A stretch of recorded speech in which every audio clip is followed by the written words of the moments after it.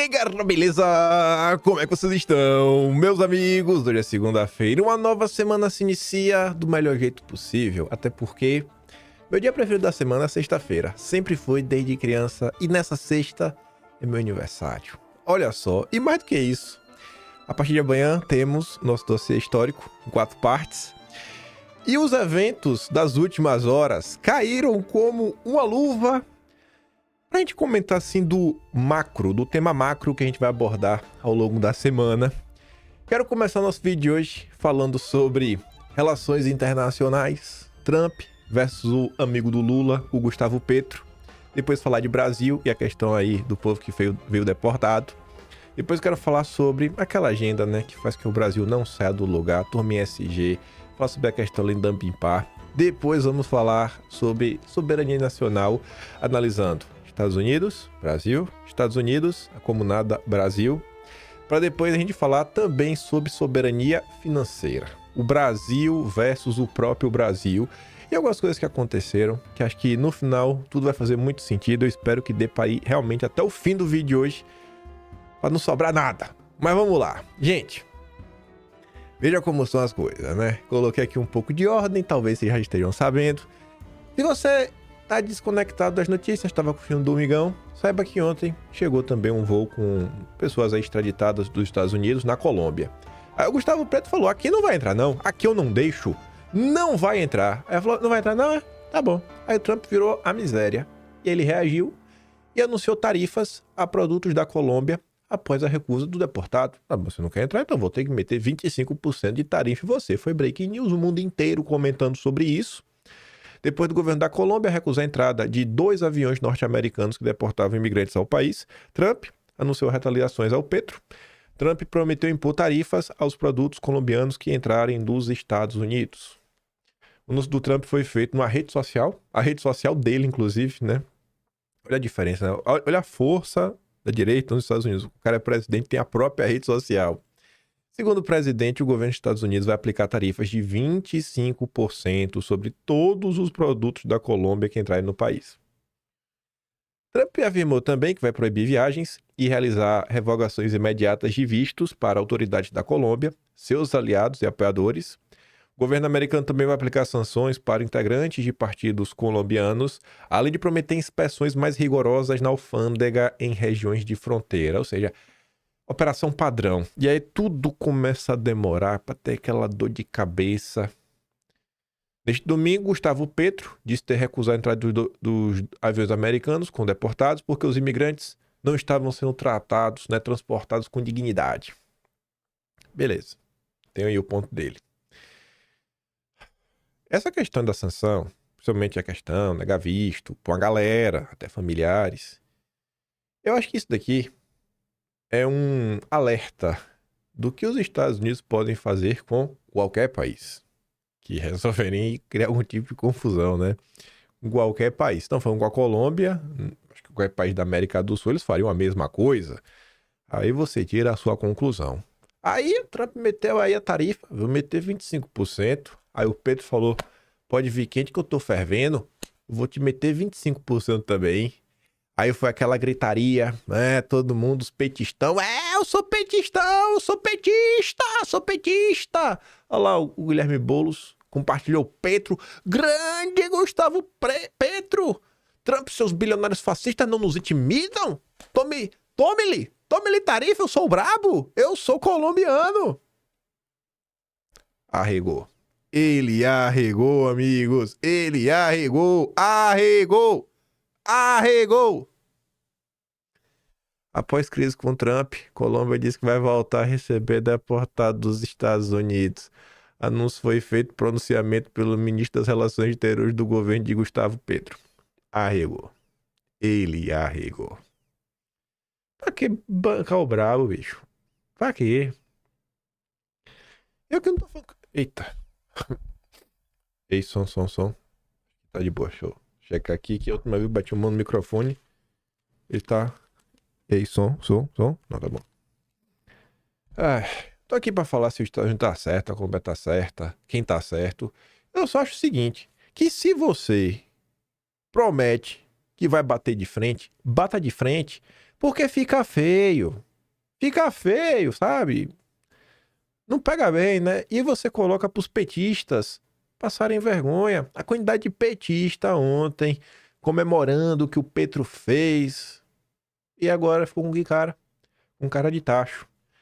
E aí os Estados Unidos que fizeram questão de humilhar. Você vê ali, né? O governo da Colômbia concordou com todos os termos do presidente Trump, né? Tudo que o Trump mandou, ele aceitou. Que arregada, viu? Aí Trump, que não é bobo, ele vai segurar, não vai colocar as tarifas, né? Mas deixou algumas coisinhas sob aberto, né? Para a questão do visto, até realmente ter certeza que o Petro vai seguir. Aí, olha que curioso isso aqui. O governo americano informou que sanções ligadas à emissão de vistos ficarão em vigor até que a aeronave americana, né, com imigrantes, retorne aos Estados Unidos. Aí tá aqui, ó. Trump havia afirmado que subiria o índice da tarifa para 50% em uma semana. É assim, ó. 25% a partir de agora. Se em uma semana não arregar, vai subir para 50%. E falou em sanções financeiras e bancárias contra o país. Isso aqui, irmão. Isso aqui não é brincadeira. Imagine você estar fora do sistema SWIFT.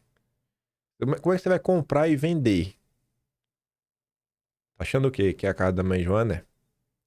De acordo com a Casa Branca, o republicano vai manter, porém, as sanções ligadas a vistos emitidos a colombianos, funcionários do governo, até que os aviões com os deportados retornem da Colômbia. O que eu desejo, gente, de coração, é que um dia o Brasil seja tão próspero que seja o Trump, que seja o Biden, que seja o Macron, qualquer um, falar, vou botar sanção no Brasil e falar assim, caguei pra vocês, tô nem aí. O Brasil não precisa de vocês. Já imaginou? Será que um dia a gente consegue pensar nisso? Construir um Brasil que não se importa, que coloca sanções? Imagina aí, a esquerda toma o poder nos Estados Unidos, quer fazer alguma maldade no Brasil, que o Brasil tá prosperando, e começa a fazer um monte de, não, vai fazer isso, fazer aquilo outro. Fala, tanto faz, cara, faz o que tu quiser. Eu sou um país forte, soberano, sou autossuficiente em muita coisa, aguento o tranco. Se tu não quiser negociar comigo, tem 1001 países que querem. E vida que segue. Isso aqui é só para mostrar que o mundo não tá para brincadeira. Essa é a realidade do mundo. Grande parte do tempo, né? Manda quem pode, obedece quem tem juízo. Espero que um dia o Brasil seja uma nação que consiga se impor. Sob o governo Lula, não tem nenhuma chance. Zero, zero, zero, zero, zero, zero, zero. Até porque essa questão dos deportados, né, dos extraditados, é tão ridícula. Só mostra que o PT não tem nenhum tipo de empatia pelo ser humano. Toda essa situação aqui que o PT finge se preocupar com a dignidade, só mostra no final do dia que o PT não se importa. O que mostra no final do dia é que o PT usa as pessoas para fazer política. O governo Biden deportou mais de 3 mil imigrantes para o Brasil em 2 anos. O PT não abriu a boca. Jornalistas não abriram a boca. Ninguém abriu a boca. Ficou todo mundo quieto. Agora, no primeiro voo da era Trump, aí todo mundo se joga no chão. 2023. 1.418 imigrantes deportados. Tava lá Lula dormindo. 14 voos. 2024. 2.142. 2025. 100. No primeiro voo, né? Não era Biden. Aí agora, no primeiro voo do Trump, meu Deus, absurdo, a dignidade humana, não aguento isso, é um absurdo. O PT não liga pra nada. Fernando Rodrigues, é um dos diretores, acho que é o diretor, não sei se a posição dele é diretor, mas ele é o chefe da coisa toda lá do Poder 360. Um jornalista com anos de experiência, como ele demonstrou numa matéria aí do Poder 360, que eu já mostro pra vocês. 22 ministros de Lula mostram indignação sobre brasileiros deportados. Ninguém mencionou que imigrantes ilegais sempre foram transportados com algemas e correntes nos Estados Unidos há cerca de 40 anos. E que já houve 32 voos trazendo pessoas nessa situação durante o governo Lula 3. Cara, isso aqui é uma matéria muito completa. Imagina um trabalho que não dá pra você contar a quantidade de ministro que pronunciou, que você já bateu um printzinho bonitinho pra você colar lá como o Poder 360 gosta de fazer. Parabéns, viu, Fernando? O trabalho que vocês fazem, vocês falam de infógrafo e com números. O Poder 360 realmente manda muito bem. Aí por que eu falei que é um cara com anos de experiência? Desde os anos 80, brasileiros deportados dos Estados Unidos usam algemas. a primeira página do jornal Folha de São Paulo, de 16 de agosto de 88, aqui para assinantes, mostrava brasileiros usando algemas e correntes escoltados por agentes de segurança dos Estados Unidos. Aí a matéria tem muito mais coisa, né? Mostra aqui a capa, né? Olha a capa. Não dá para ver direito, né? Preto e branco jornal, mas o cara tá algemado. Se você ler aqui, ó, cadê a caneta? Aqui é a legenda que tá aqui embaixo, ó. Brasileiro, entre parênteses, não identificado, sai do consulado em Nova York com pernas acorrentadas. Ele tentou fugir durante a noite. Por que eu digo que o Fernando tá ligeiro? Quem era o jornalista da época era o próprio Fernando. 1988 estava ele lá, né? Correspondente da Folha de São Paulo em Nova York. Então ele falou, rapaz, eu já cobri isso. Eu lembrei. Tem boa memória, né? Isso aí. Parabéns, Fernando Rodrigues. Pra você ver que realmente não é nada novo. Aí. 19 de maio de 2023. Era governo Lula? Era governo Lula? Acho que era, né? Brasileiros deportados no governo Biden também foram algemados. Veja imagens. O PT não liga para nada. O PT não liga para a dignidade dos brasileiros. O PT quer lacrar. O PT quer gerar notícia. E quer falar que a direita não se preocupa com o ser humano, etc. Tudo mais. Mas o comportamento do PT mostra que eles que não ligam. Porque quando você instrumentaliza uma situação que ocorre há 40 anos, você nunca se importou com ela, tu tá querendo fazer o povo de palhaço. Igual o palhação. Pacheco critica a situação de deportados. É degradante. Agora abre a boca, Pacheco. Minha Nossa Senhora, viu? Essa é a elite política brasileira. Mas enfim. Pegando aqui o barco aí nos Estados Unidos, secretário de Estado, né, o Marco Rubio, congela quase toda a ajuda externa dos Estados Unidos, exceto Israel e Egito. Em memorando, Marco Rubio anunciou que não serão alocados novos fundos até que todas as concessões sejam revisadas para atender a agenda do novo governo. Ou seja, por hora, o dinheirinho que chega para as ONGs, principalmente as ONGs verdes, por hora está congelado, amigos. Está congelado, né? Ao SAID, ao SAID, né? Sob nova administração. Já ajudou muito, já tá ajudando muito. Só de não dar dinheiro pra esse zongueiro já está ajudando muito, amigo Trump. Obrigado aí, mais um pra somar a tropa. E aqui só uma coisa engraçada, né? Porque virou notícia, nossa, né? Olha como o Trump é malvado. Os Estados Unidos suspendem emissão de passaportes com gênero X, usado por não binários. Isso, né?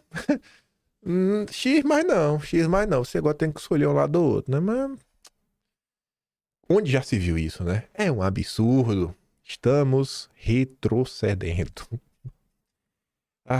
Mas vamos lá. Já que a gente falou dos zongueiros, uma boa escolha para presidir a COP.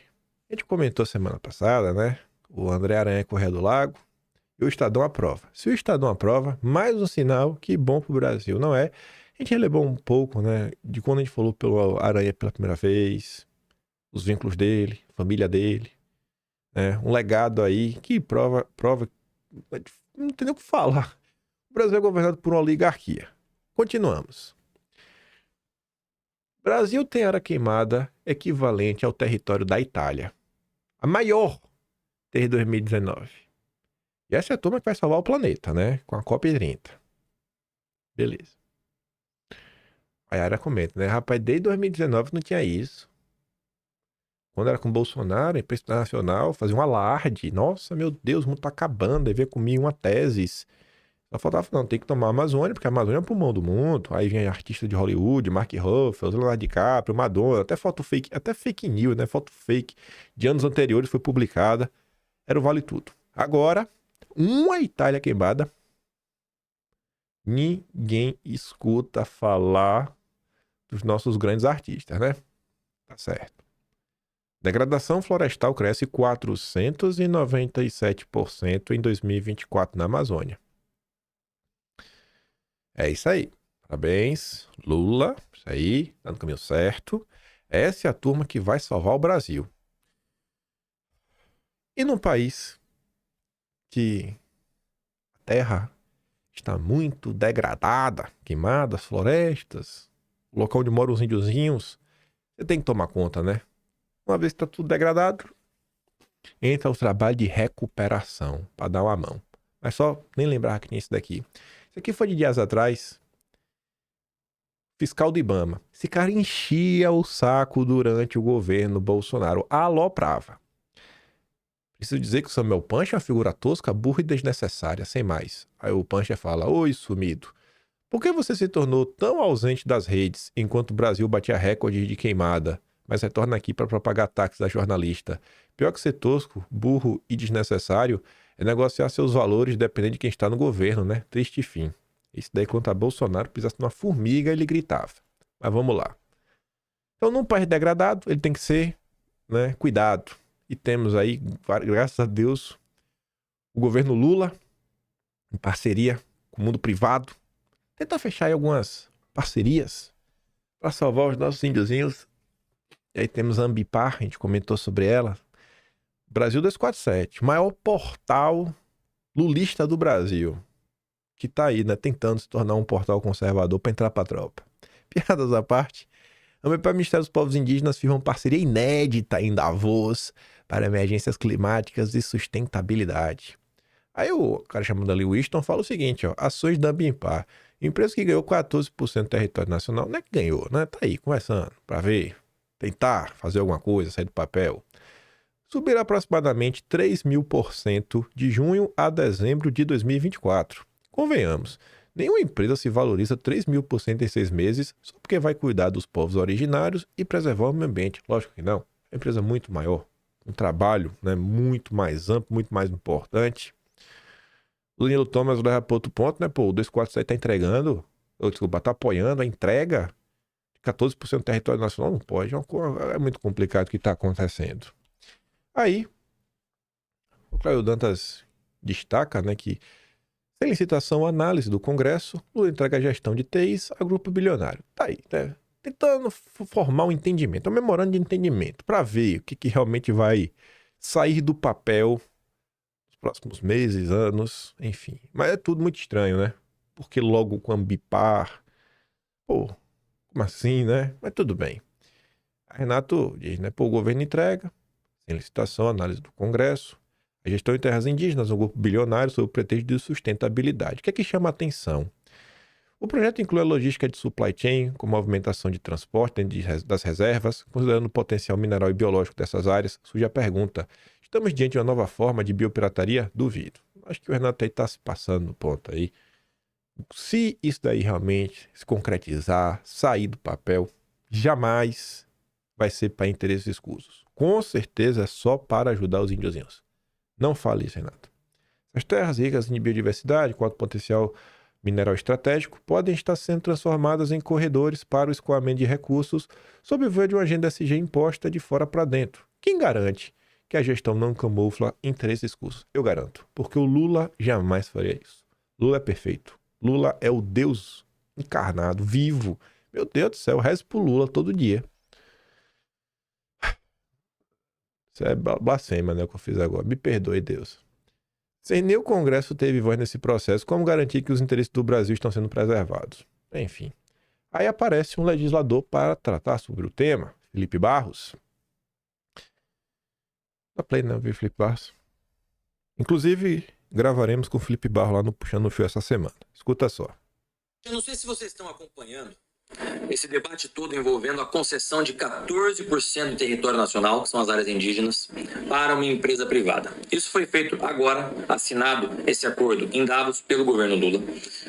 A Câmara está de recesso, hoje é domingo, mas aqui não tem descanso e eu quero saber tudo sobre esse acordo que o governo Lula assinou lá em Davos, porque o assunto é grave, é urgente e é a nossa soberania nacional que está em jogo. Então, para vocês terem uma ideia, uma dimensão, 14% do território nacional, mais ou menos 1 milhão de quilômetros quadrados, uma área maior que da Itália e da França juntas, foram concedidas essas áreas, esse território, 14% do território nacional, para uma empresa privada, a Ambipar. Isso é uma daquelas coisas estranhas, né? Que a gente só fica sabendo depois que foi feita. Aí quando sai na imprensa, sai ou como um grande feito, ainda mais dependendo dessa imprensa que nós temos, que mais ou menos parte dela funciona como uma assessoria de imprensa do governo, ou então, quando não sai como um grande feito, sai como algo trivial, algo que não tivesse importância, mas o assunto é grave. Só para responder essa parte, né? Quando sai na imprensa, é como se fosse um grande feito. Matéria da Veja. Ambipar e o Ministério fecham parceria para apoiar povos indígenas do Brasil. A Webert diz, né? Conforme esperado, a notícia já aparece como um fato positivo. Um grande acordo para apoiar os povos indígenas. Mas voltando. Porque o que está em jogo é a nossa soberania nacional. A gente está falando de uma área que é rica em biodiversidade, em diversidade, em minérios, e isso precisa ser muito transparente, com diálogo com a população e todos nós investigando com lupa. Não adianta o governo dizer que olha, é pelo meio ambiente, é pela sustentabilidade, porque não justifica um negócio desse tamanho. Repito, são 14% do território nacional, numa área riquíssima em minérios, em biodiversidade. Então, e tem um agravante nisso ainda. Essa empresa Ambipar, ela se coloca como uma referência nacional ou mundial na agenda ESG. E a gente sabe que a agenda ESG não passa de um negócio muito lucrativo para alguns. Então, eu vou gravar um vídeo amanhã mais detalhado, explicando para vocês toda essa confusão, mas resolvi gravar esse vídeo agora, domingo, um pouco antes do almoço, porque eu estou acionando nesse momento vários órgãos governamentais, órgãos de controle, a começar pelo próprio Ministério dos Povos Indígenas, para que eles nos deem a íntegra do contrato para a gente avaliar os seus impactos socioambientais e na nossa soberania nacional. Estou acionando nesse momento também o Ministério Público Federal, para que eles investiguem possíveis irregularidades nesses contratos e nessa concessão que foi feita pelo governo federal. Estou, nesse momento, peticionando ao Tribunal de Contas da União para que eles investiguem e façam uma auditoria sobre possíveis danos ao erário. Nesse momento também pedindo à Controladoria Geral da União que analise esse contrato. Estou questionando o Conselho de Defesa Nacional sobre os riscos de conceder 14% do território nacional para uma empresa privada. O Ministério da Defesa para que eles avaliem o impacto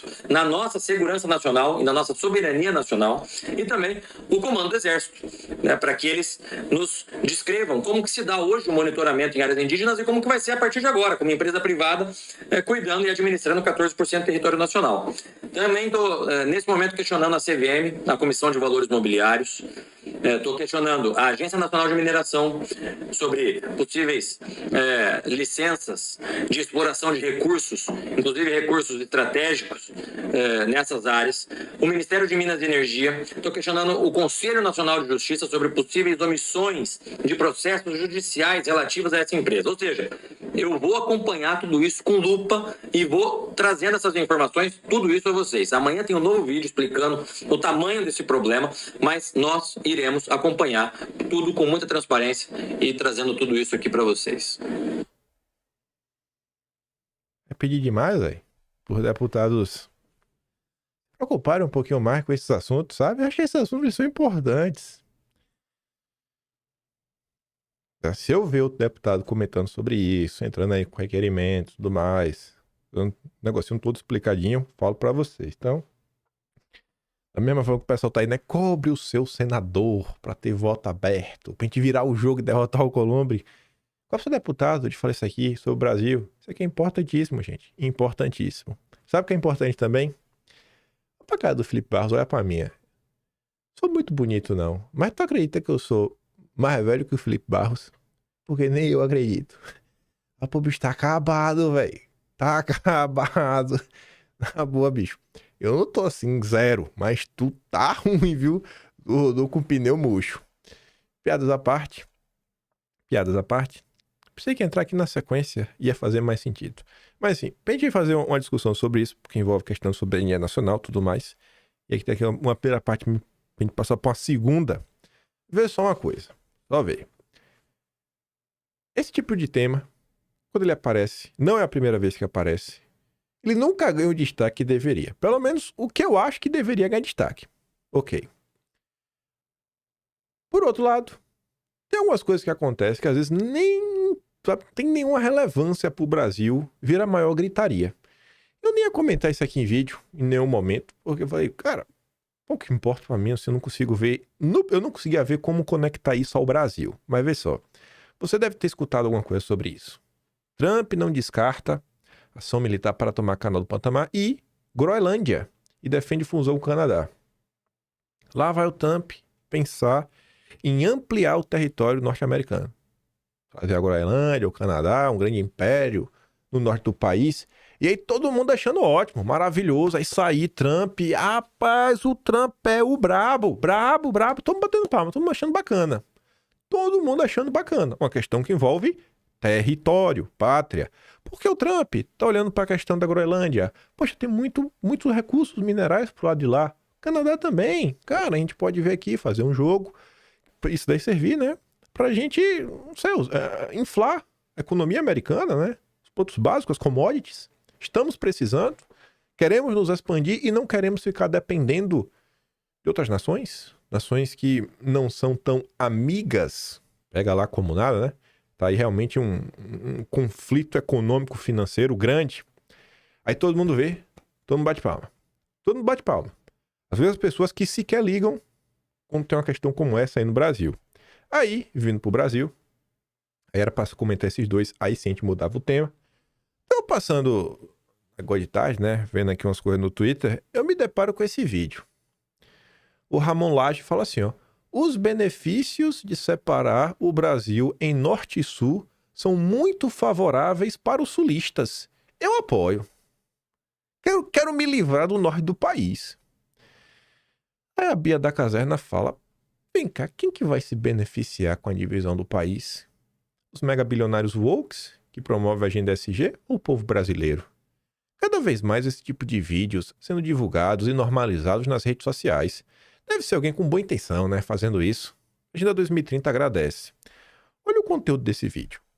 Pode não parecer, mas se a gente dividisse o Brasil apenas em norte e sul, iríamos ver algo interessante. A região norte, composta pelos 16 estados das regiões norte e nordeste, abriga aproximadamente 75 milhões de habitantes. Já a região sul, que inclui os 11 estados das regiões centro-oeste, sudeste e sul, concentra cerca de 136 milhões de pessoas, quase o dobro da população da região norte, com uma densidade populacional significativamente maior em áreas urbanas. Quando falamos de economia, a diferença é ainda mais marcante. O PIB da região norte gira em torno de 1 trilhão e 96 bilhões de reais, resultando em um PIB per capita médio de quase 26 mil reais, com grande parte dessa economia vindo da exploração de recursos naturais e da agropecuária. Por outro lado, a região sul apresenta um PIB total de aproximadamente 8,1 trilhões de reais, com um PIB per capita de 59.333 reais, impulsionado por polos industriais e tecnológicos, além de setores diversificados como serviços e agricultura de alta produtividade. No quesito IDH, a diferença também é perceptível. A região norte tem um índice médio de 0,703, considerado um valor um pouco alto, mas comparável à Jamaica. Já na região sul, o IDH médio é de 0,770, classificado como um alto nível de desenvolvimento humano. Estados como Santa Catarina... Vai de 0 a 1. Aí 0,7 é Jamaica. 0,77, pau, é a Suíça. É a Suíça. Cara, tu, assim, ó, tu começa a ver a forma como o texto vem sendo construído, é pra gerar ódio entre norte e sul. Só isso. Só isso. Aí que eu fico vendo, né?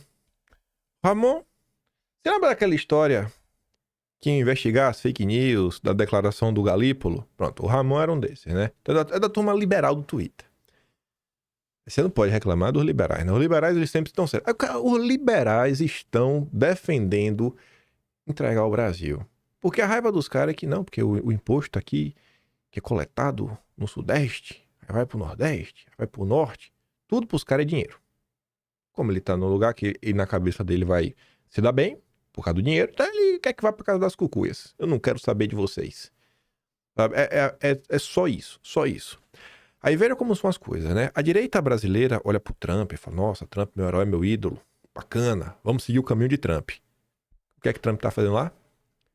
Que é anexar a Groenlândia e o Canadá. Aí a mesma direita, ai Trump, eu te amo, quer entregar o Brasil, quer dividir no meio. Eu não consigo entender isso. Por que essa direita? Por que os liberais? Eles não conseguem apresentar alguma coisa que seja um projeto um pouco mais concreto, a não ser entregar o país. Por que isso vem sendo feito há mais de 100 anos? Por que eles não param e pensam? Gente, é sério, o que custa que o mercado que tanto quer ganhar dinheiro, por que o mercado que tanto faz lobby, fez um lobby lindo, maravilhoso durante a reforma tributária, para si mesmo, né? Óbvio, mas fez. Por que esse mercado não faz um lobby em torno da modificação dessa questão que envolve licenciamento ambiental para a gente conseguir explorar o norte do país?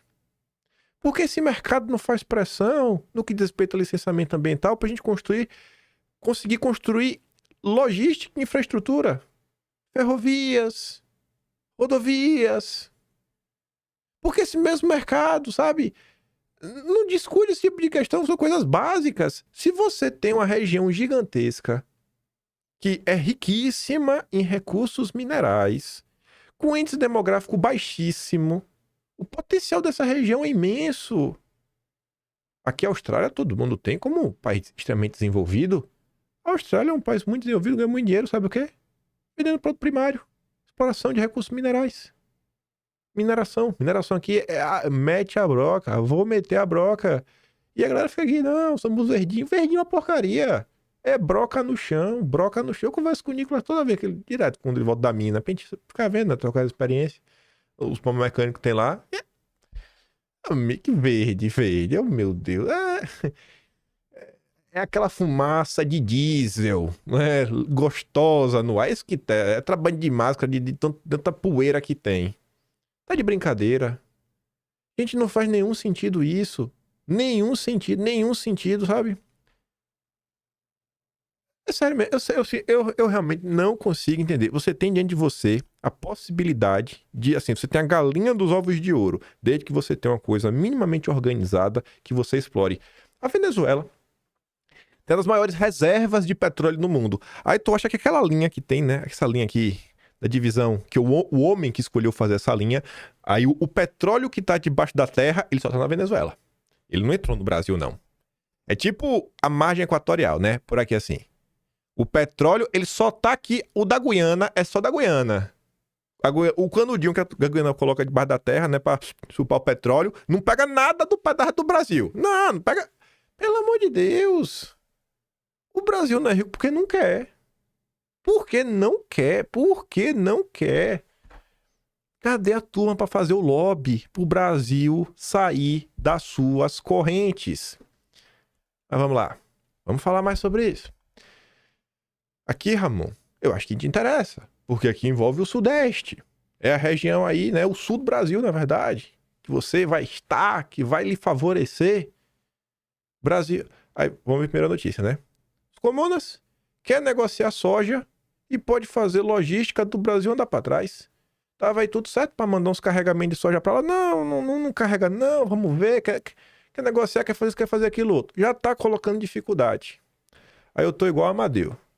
O Brasil precisa urgentemente diversificar suas exportações de soja e outros produtos. Não podemos ficar nas mãos dos chineses que criam barreiras. Concordo com você, Amadeu. Concordo com você. Desde o início do ano, estamos falando o quê? Soberania nacional. Aí, vamos olhar outro ponto. Vamos primeiro olhar os Estados Unidos, olhar os comunas e a gente olha o Brasil. Trump tomou posse. Um dos primeiros anúncios, Stargate. Até o nome é de seriado. 500 bilhões de dólares em investimento, né, de inteligência artificial. Que é a nova fronteira tecnológica, assim, um aumento de produtividade absurda, né, o que você consegue fazer. Antigamente o pessoal ficava lá no fim do computador, digitando códigos e mais códigos e mais códigos. Hoje em dia você às vezes consegue fazer uma coisa com uma fala. Cria o programa X. A rede social vai lá e cria a inteligência artificial vai lá e cria planilhas, diagramas, gráficos, com comandos simples e rápidos. Produtividade lá em cima. A turma tá lá. Não, a gente tem que dar o próximo passo. Aqui que está, né, a nova direção que a humanidade vai seguir. 500 bilhões de dólares. Chamou OpenAI, Oracle, SoftBank, um monte de gente. Do outro lado, você tem os comunas. As ações relacionadas a chip do Japão caíram à medida que a startup chinesa de inteligência artificial, DeepSeek, ganhou força, aumentando a preocupação de que o aplicativo ameaçará a liderança tecnológica dos Estados Unidos. Esse aqui tá batendo de frente, já de pedir, tem uns 5 dias que tá no ar. Eu acompanho porque eu gosto de acompanhar isso daqui. A galera comentando sobre isso aqui no Twitter, eu fiquei vendo, né, mostrando as vantagens que tem o ChatGPT e tudo mais. É um sistema que, a priori, o custo dele de funcionamento é muito mais barato de obtenção de dados, enfim, mil e uma coisas. Isso aqui é a notícia de ontem. E todo mundo comentando sobre isso. Aí, veja como são as coisas. Olha essa inteligência. Em termos de poder de processamento, não precisa nem falar nada. Em termos de poder de processamento, bate de frente a frente. Só que, quando você vai analisar o viés dessa inteligência artificial, você vê que ela pisa em ovos em alguns assuntos, como, por exemplo, o que aconteceu em 1989 no teu país? Aquela praça lá que tem um vídeo muito clássico de um tanque, né, passando assim em cima de umas pessoas. Ô, me perdoa. Isso aqui tá além do que eu posso falar. Vamos falar de outro assunto. Uai, que inteligência artificial é essa, irmão? Qual líder mundial tem a aparência do ursinho Pooh? Rapaz, a aparência do líder, não deve ser foco de discussão. Aí já puxou pro lado deles, ó. Não, o nosso país aqui tem se destacado, salário global. Quem tá falando de tu, rapaz? Você vestiu a carapuça, viu? Você vestiu a carapuça. Olha o viés. Quais são os maiores defeitos do Partido Comunista? Essa é boa. O Partido Comunista é um núcleo de liderança para a causa do socialismo com características chinesas e tem liderado o povo a realizar conquistas notáveis que atraíram a atenção mundial. Ele sempre se comprometeu a servir o povo de todo o coração, perseguindo a autossuperação e na melhoria contínua, promovendo o desenvolvimento econômico e social, melhoria do padrão de vida do povo sob a liderança do Partido Comunista. O país continuará a seguir firmemente o caminho do socialismo com características comunas, realizando o sonho da grande revitalização da nação chinesa, tá? E quais são os defeitos, hein? Tu não falou, Binho. Aí você olha, por exemplo, a inteligência aí do Elon Musk.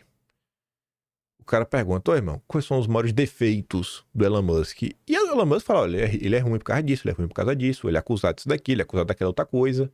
Entendeu? Musk é conhecido por suas postagens no Twitter, que muitas vezes são impossíveis e podem levá-lo a maus entendidos, ou até mesmo a queda nas ações de suas empresas. E vai colocando aqui críticas. Significa que Elon Musk é bonzinho? Não, significa que a dele é diferente. A priori, a dele é um pouco mais neutra. Mas será que é neutra em relação a tudo? Eu não sei. Hoje, 2025, a priori, Trump e Musk, sei lá, estão do lado do povo. A priori. Vamos partir desse pressuposto. Vamos falar assim, beleza. No lado do povo. Estão mais à direita do debate público. Que a direita, os conservadores, acham que é mais bacana, enquanto a inteligência artificial dos comunas, o DeepSeek, vai na direção oposta. E se no futuro os comunas continuarem... Eu não acho que os comunas vão mudar, eu acho que o DeepSeek vai seguir com esse viés. Se um a continuar com viés, e se no futuro, sei lá, os caras falam, cansei, tô cansado, aí surge aí o Zuckerberg, volta a ser o Zuckerberg do passado, o do Velho Testamento, o Partido Democrata volta ao poder, com o filho do Obama, e volta aquela censura, todo aquele cenário. E aí, como é que fica o Brasil nessa história? As duas opções que você vai ter são ambas enviesadas, ambas cortam para uma direção que não é a direção que você acha a melhor de todas. Onde é que fica o Brasil nisso? Da mesma forma que eu questionei no início, cara, será que um dia o Brasil vai estar numa posição imune a qualquer tipo de sanção? Quiser vir bater de frente com o Brasil, o cara vai pensar duas vezes diante da força que o Brasil tem. Esse tema aqui não é querendo pegar no pé nem nada. Já tô falando aqui de coração mesmo. A gente comentou um pouco sobre isso agora em janeiro. Era no dia de dezembro. E eu falava o seguinte. Eu costumo não julgar o livro pela capa. Eu paro pra ver e eu tento julgar o livro pela informação. Por mais que eu não gosto do Marcinho Pokémon. Eu gosto, na verdade, eu tô mentindo, né? O Marcinho Pokémon, Mãe Maria. Como não gostar do Marcinho Pokémon? Outro dia desse, o Marcinho Pokémon publicou um texto na Carta Capital, que ele tava falando sobre a questão de uma nova commodity, que seria o quê? Dados. Os seus dados. Os seus dados. E todo mundo quer ter acesso aos seus dados. Ele falou, cara, isso é uma nova commodity, tem preço, porque esses dados são utilizados para alimentar essas inteligências artificiais. E aí o Rafael Glove, na época, ele meio que fazia piada só por causa do texto. Porque o texto foi publicado na Carta Capital, falando neoliberalismo e tudo mais. Mas, bicho, isso é um assunto que é importante. É importante hoje em dia. É uma questão. Eu não acho que o Marcinho Pokémon vai trazer a solução. Mas é um assunto que você vê, não participa do debate público. Não tá aí na mesa. Não tá na discussão, assim, dentro do Brasil. Lá fora todo mundo olha, todo mundo acha bacana, todo mundo acha lindo, maravilhoso. Mas qual é a solução brasileira? Qual é a solução para o Brasil, gente? Onde isso entra num projeto nacional? Que deve contemplar também essas questões ligadas à área de tecnologia. E aí, na época do vídeo, eu lembro que eu puxei essa notícia, né? Microsoft e OpenAI planejam um data center de 100 bilhões de dólares, que inclui supercomputador para treinar inteligência artificial. E aí eu destacava esses itens, falava, cara, você investir em A, você vai ter que também investir em data center. O país vai ganhar poder de processamento independentemente disso, né? Que pode ser usado em pesquisa também.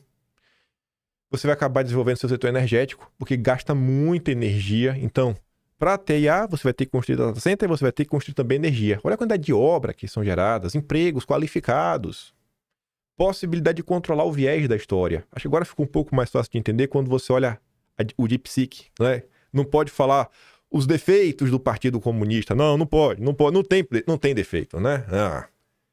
Tá entendendo? Competitividade industrial, defesa cibernética, você não tá dependendo dos outros, não vai deixar nenhuma porta aberta. Temos que incluir esse assunto, pô, soberania nacional, na pauta do dia. Se envolve Ambipar, se envolve tecnologia, se envolve tudo. E também envolve o dinheiro. E eu tenho uma coisa curiosa pra contar pra vocês, que eu fiquei matutando com meus botões. Aí eu fui perguntar pra um amigo que trabalha na área de finanças, ele falou, é por aí mesmo. Você não tá maluco, não. A gente vai chegar lá. Mas se liga. Consumo de itens de varejo desacelera, mas vai ao encontro do que o Banco Central busca, né? É o mais do bem. O governo Lula é assim. Tá ruim, mas tá bom. Não, o povo tá mais pobre, mas isso é bom pro Banco Central. É isso aí. Veja só. Itens de varejo. Aí você pergunta, o que será, né? Será que estamos vendendo menos Ferraris?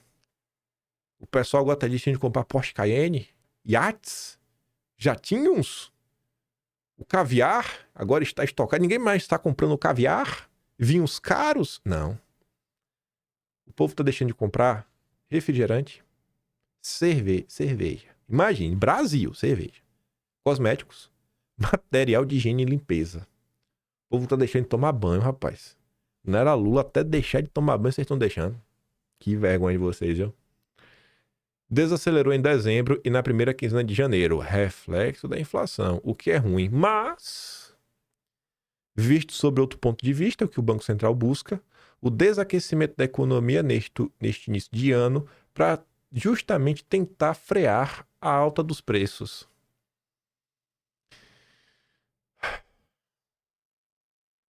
Eu realmente acho que isso jamais deveria ser uma solução. Desacelerar a economia para controlar a inflação. Não é possível que não exista nenhuma outra solução para você tentar controlar isso daí. Não é possível. Não é possível. Não é possível. Simplesmente não é possível. Mas no Brasil, na ortodoxia brasileira, só tem esse caminho. Aí, curiosamente, o que é bom para o Banco Central está no discurso do Lula. Lula grava vídeo na hora do torto e diz que a economia aquecida pressiona a inflação. Então é isso aí mesmo. Graças a Deus, né? Temos aí o Haddad, Banco Central, o Galípolo, para desacelerar a economia, para a gente controlar os preços. Tudo certo. Aí veio. Diante desse cenário econômico muito bom para o Brasil, né? O Brasil está voando. Quem discorda é tudo extrema-direita. O pessimismo da Moody's com o Brasil. A Moody's, pessimista com o Brasil. E aí? Já podem reduzir a nota ou vão esperar mais algum escândalo fiscal para oficializar o que todo mundo já sabe? Por que ela está perguntando isso? Porque a Moody's elevou a nota do Brasil, né? A gente já chega lá. Aí eu fui lá dar uma olhada da matéria. Lauro Jardim. Carlos Prates, diretor-geral da Moody's no Brasil, avalia que o governo Trump traz incertezas para mercados emergentes como o Brasil, ao ter inserido no centro do debate econômico global ações voltadas à desglobalização.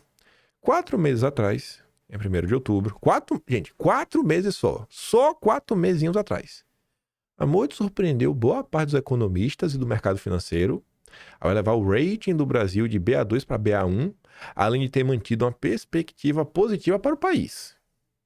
Ninguém entendeu nada. Bom, na época, para a gente tentar entender...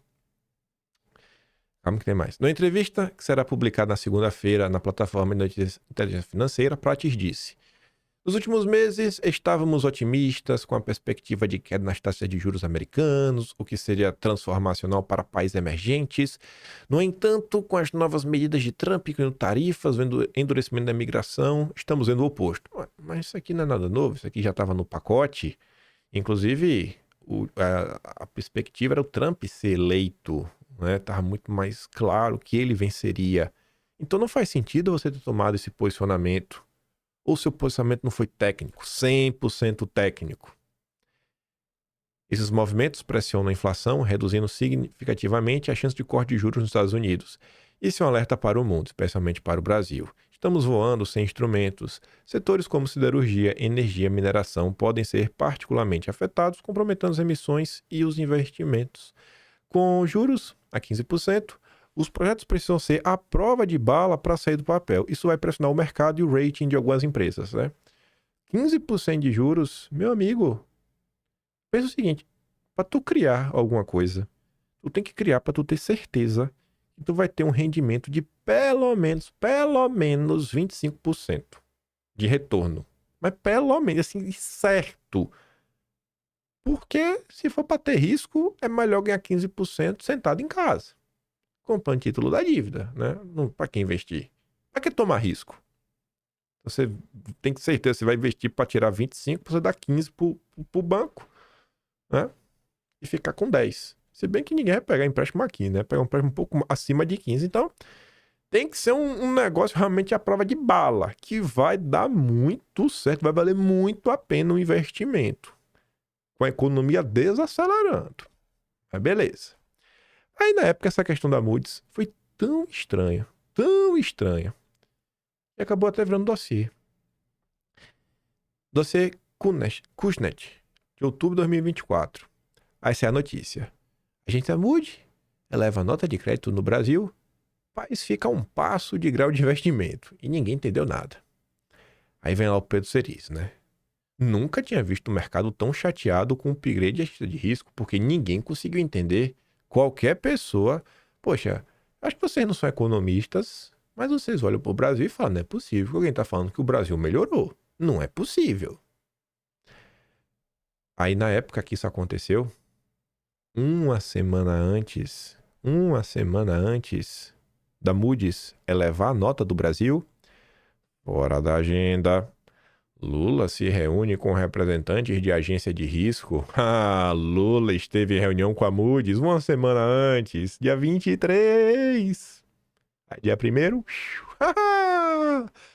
Ave Maria, cruzou, cabeceou, é gol.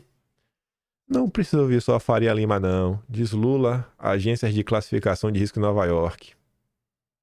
Cruzou, cabeceou, é gol. Aí na época a gente já comentava, né? O Alfredo fazia ali um comentário. Tecnicamente, esse parecer não faz o menor sentido, sendo totalmente coerente em relação aos posicionamentos anteriores, principalmente aqueles durante o período que a gestão econômica do país estava a cargo de gente séria e comprometida com a responsabilidade fiscal.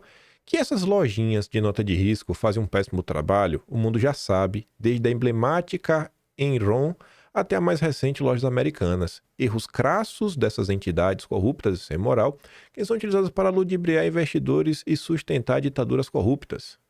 Aí o Estadão faz um editorial. Inusitada boa vontade, né? Rapaz, generosa demais. Muito estranho, rapaz. Muito estranho, né? Muito estranho.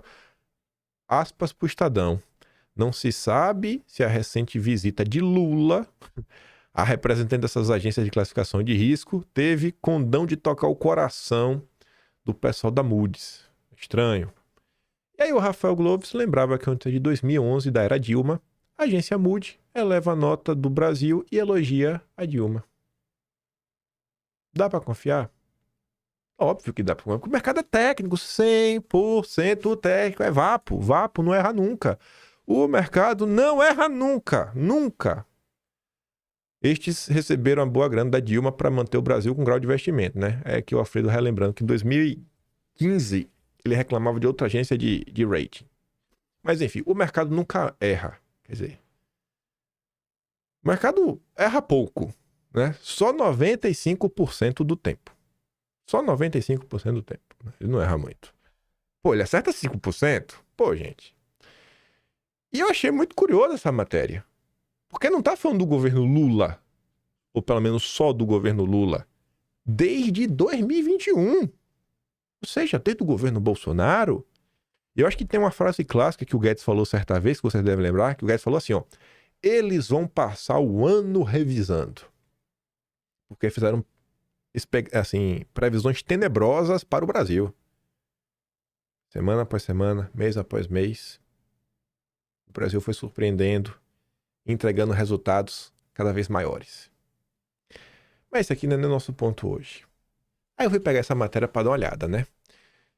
Foram levados em conta os anos de 2024, 2023, 2022 e 2021. Foi usado o primeiro boletim Focus do Banco Central de cada ano. E eu quero comentar com vocês sobre isso. O boletim Focus. Olha só. O boletim Focus é uma pesquisa que é feita semanalmente. Toda semana faz. Então dá para virar notícia, se você quiser, toda semana.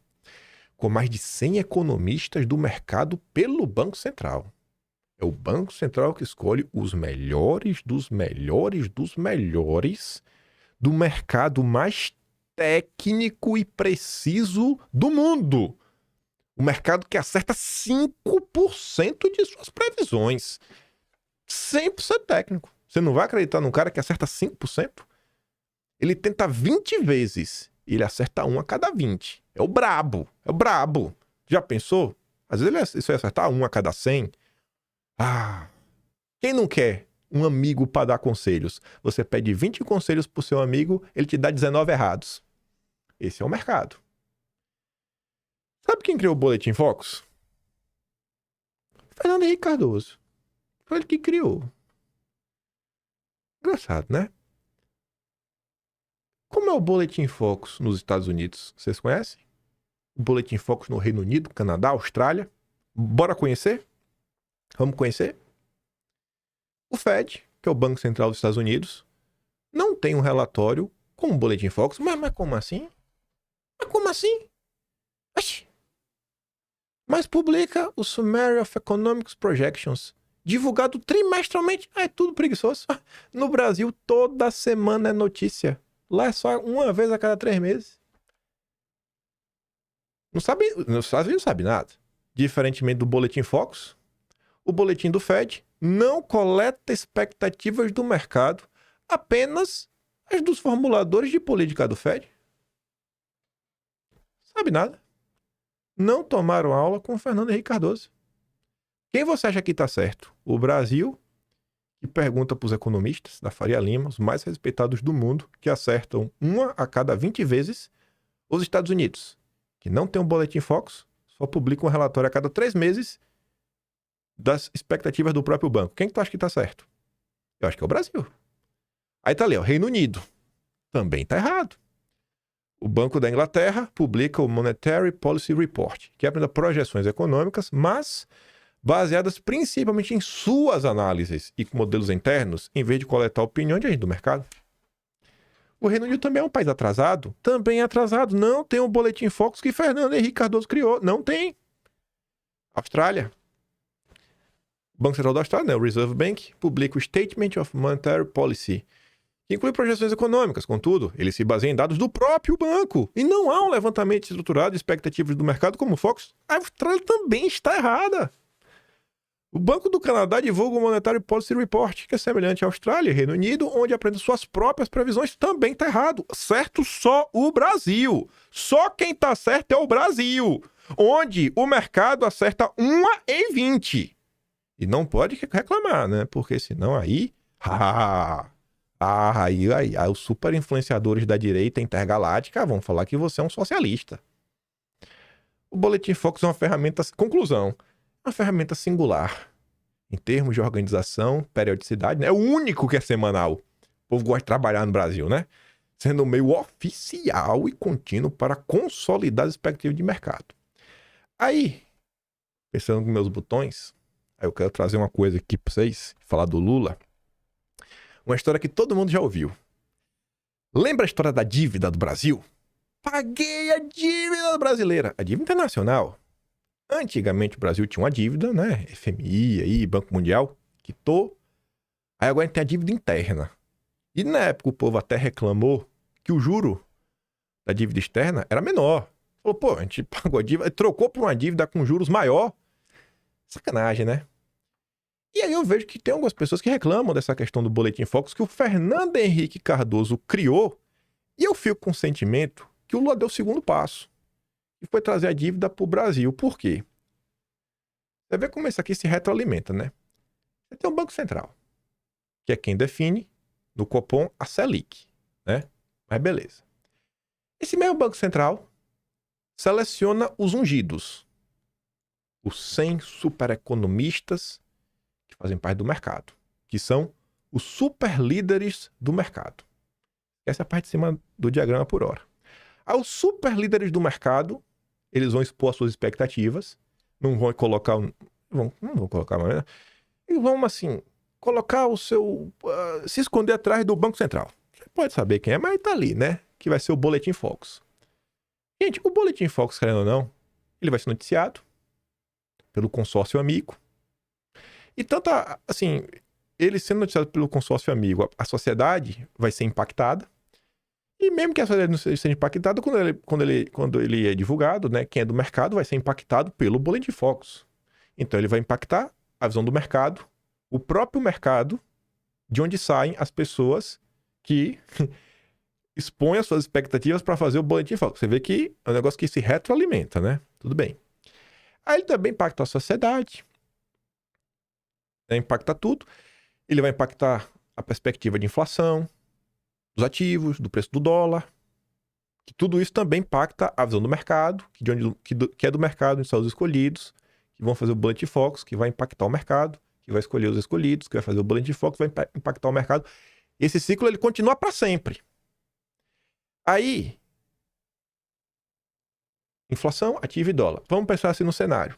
Você começa a pintar um cenário catastrófico. Não, dólar, meu Deus, o governo está acabado, inflação, isso, inflação vai ser altíssima, dólar subindo. Qual a mensagem que você passa? Inflação alta, dólar alto, pô, dólar vai aumentar ainda mais a inflação. Como é que você contém inflação no Brasil? Só tem um caminho: aumentar a taxa de juros. Então, esses indicadores, eles servem para definir a taxa de juros, que é definida pelo Banco Central. Se o Boletim Focus não servisse para nada, não tinha para que ele existir, né? Se ele não influenciasse em nada, eu acho que não tinha para que ele existir. Mas enfim, aí o Boletim Focus, querendo ou não, ele acaba, eu acho que ele influencia nem que seja indiretamente a percepção das coisas para o Banco Central tomar a decisão da Selic. A Selic, a taxa de juros, ela vai impactar o custo do crédito, o custo para ter dinheiro, de investimento, né? Aqui eu coloquei custo do crédito, investimento óbvio, mas também o custo do crédito é o seguinte: você pega um empréstimo, compra uma casa, tudo mais, né? Você, assim, o cidadão comum. E a Selic também impacta o juro. E vários dos credores do Brasil podem estar nas pessoas escolhidas para fazer o Boletim Focus. Aí tu já imaginou assim, ó, imagina. Tu chega pro cara que tu tá devendo e tu pergunta pra ele: ô bicho, e aí? Tu acha que a inflação vai ser quanto? Sabendo que a depender das expectativas, se realmente for apontar para a inflação, talvez possa interferir num cenário que tu precisa aumentar o juro da dívida que tu tem pro cara que tu tá perguntando. Isso não é meio estranho? Sabendo que a dívida não é mais internacional e agora ganha parte, né? É uma dívida interna. É estranho, né? O FHC cria uma ferramenta e aí o Lula transforma a dívida para interna e aí as pessoas que meio que são donas da dívida são consultadas de certa frequência sobre coisas que podem impactar na dívida que eles são credores. E aí o curioso é que hoje no Brasil, dos maiores portais que cobrem o mundo financeiro, em sua grande maioria, eles foram comprados, né? Eles são de propriedade de instituições financeiras. Então você tem que os vários credores da Selic, eles são muitas vezes donos e também anunciantes do consórcio amigo, que está sempre noticiando, boletim foco e tudo mais. Você percebe que tem uma coisa estranha no Brasil? Ou sou eu que estou percebendo isso daqui? Nosso grande mercado que acerta 1,20. 1,20. E agora ainda temos o Banco Central independente. Aí eu te pergunto, o Brasil é soberano? Tu já pensou se tivesse boa vontade durante o governo Bolsonaro? Vamos lembrar do vídeo de ontem. Desde 2022, Bolsonaro aí falando da questão das algemas. Pra falar, pô, vamos aqui, pô. O pessoal não precisa vir preso não pro Brasil, não precisa vir com algema não, etc. Vamos ver aqui, vamos resolver. Lá o Itamaraty entrando em campo. Teve algum tipo de boa vontade? Teve a imprensa cobrindo isso daí? Teve a imprensa dando destaque? Imagine se a imprensa no Brasil, imagine se as forças que trabalham no Brasil tivessem o verdadeiro interesse de ver o país prosperar. Imagina só. Rapaz, que o Brasil voava. Mas tudo no Brasil é estranho. Parabéns à FHC pela ideia. Com certeza é o Brasil que está certo. Com certeza o errado sou eu de estar criticando isso. Algo que eu tenho certeza que todos os liberais concordam. E que vão falar que os Estados Unidos não precisa ter, Reino Unido não precisa ter, Austrália não precisa ter, Canadá não precisa ter, mas o Brasil tem, porque não dá para confiar no governo. Bom, eu não sei por que a gente não pode ver num país onde você coloca o seu CNPJ assim, ó, Bradesco diz que a inflação vai subir. Você coloca lá o seu CNPJ. Porque se suas previsões começarem a se mostrar furadas, uma atrás da outra, eu acho que você perde credibilidade. E aí você expor sua comunicação no boletim do Banco Central, eu acho que é meio ruim, sabe? Expõe a sua opinião e assine embaixo. Assine embaixo. Porque o que vocês, rapaz, macetaram no governo Bolsonaro, 2020 vai dar errado, 2022, nossa senhora que vocês jogam contra, viu? Parabéns FHC, parabéns pro Lula aí. As medidas de vocês realmente estão colocando o Brasil no caminho de muita prosperidade. Aqui é só notícia que envolve bancos também, que eu fico de cara. Banco do Brasil abre a maior licitação pública de marketing promocional no valor de 1,9 bilhão de reais. Com marketing! Marketing! Rapaz, bicho. O Flávio Bolsonaro fala, né? Pra propaganda. Meu Deus do céu. 1,9 bilhão! Realmente, viu? Não é para o Brasil, não é para amadores, nem para profissionais. Essa aqui é típica notícia também quando vai jogar nenhum tipo de apelo, ninguém aí da área fala nada, sabe? Ninguém do mercado diz nada, ninguém liga. Ninguém liga. Nessas horas aí ninguém aparece para reclamar. E aí, para chegar nos finalmente, lá vai nossa professora de Yale. Ela não descansa. Diante de nossas críticas aos dogmas dos liberais, ela tá ali, né? Alguma coisa estão ganhando. Estamos ganhando, somos pagos. Somos agentes russos, direita duguinista. Não sei dizer se estão sendo pagos para minar a direita por dentro e alinhar na esquerda. Aí Renato comenta, né? Rapaz, é a velha mercantilização do intelecto. Você discorda de mim? Então tem que estar recebendo algum dinheiro. Na cabeça de certos liberais, ninguém pode ter uma opinião diferente por conta própria. Deve haver algum contrato por trás, alguma transação financeira. É quase como se projetassem a lógica de mercado para todas as relações humanas, onde até o pensamento precisa ser comprado e vendido. Se toda crítica ou defesa de ideias só faz sentido se envolver dinheiro, isso diz muito sobre como essas pessoas enxergam o mundo e sobre o quão limitado é esse pensamento. E depois ela falou lá, né? Existem influenciadores que se intitulam de direita no Brasil. Não, eu só sou bolsonarista. Não faço mais questão de ser de direita, dona Arica. Você não está me acompanhando. Você pode ser direita, a senhora. A senhora é super direitosa. Eu sou nada, sou da mamãe. Sou comunista. O que quer me chamar do quê? Chama do que quiser. Dedicados em tempo integral a dividir os conservadores e os adeptos do liberalismo econômico. Aí depois falar com um textão chato. Renato resumiu bem, acho que eu assino embaixo o que ele disse. Unir conservadores e liberais na economia virou aquele discurso pronto que parece bom só na teoria, mas na prática é tão raso quanto um pires. Essa ideia que só existe uma direita possível no Brasil é tão ultrapassada que parece que saiu de um manual mofado de política, onde todo mundo precisa seguir o mesmo roteiro, ou então está dividido na direita. Francamente, chamar crítica de divisionismo é basicamente admitir que não se consegue lidar com a pluralidade de ideias. Essa visão de quem, sem o liberalismo econômico, o conservadorismo virar uma geleia amorfa é engraçada. Quem é que decide isso? É como se existisse uma cartilha única para ser de direita e qualquer coisa fora dela é heresia. Se quem defende o liberalismo não consegue tolerar um debate sobre o próprio liberalismo, o discurso de liberdade começa a parecer mais uma piada de mau gosto. E o que dizer sobre criticar a estratégia ser considerado perigoso? Discordar agora é um pecado mortal? Parece que alguns não entendem que liberdade de pensamento também inclui questionar modelos econômicos e políticos, inclusive os que são considerados intocáveis. Se a direita depende de um pensamento único para sobreviver, talvez ela precise de mais do que slogans bonitos para 2026. No final, quem não tolera críticas e prefere empurrar um único modelo como verdade absoluta, não está defendendo a direita, está tentando controlá-la. Ironicamente, isso é tudo menos liberdade. Enfim, né? Soberania, soberania, soberania. Uma pauta aí que está muito distante do dia a dia dos brasileiros. A galera realmente, às vezes, não para para se questionar o que está acontecendo. Isso acho que vai fazer bastante sentido. Principalmente que a gente vai falar quarta-feira. Parece que o Brasil não muda, viu, gente? Parece que o Brasil não muda mesmo. Ai, mas é isso. Se nenhum apocalipse acontecer, só volto para falar da notícia do dia 1º. Que amanhã, quarta, quinta, sexta, só o nosso dossiê, né? E a gente já volta sábado com a sexta, que não decepciona. Vamos ver como é que vai ser as confusões aí, né? Observar. Você deve ter alguma coisa nos próximos dias que eu vou acabar comentando. Mas, enfim, né?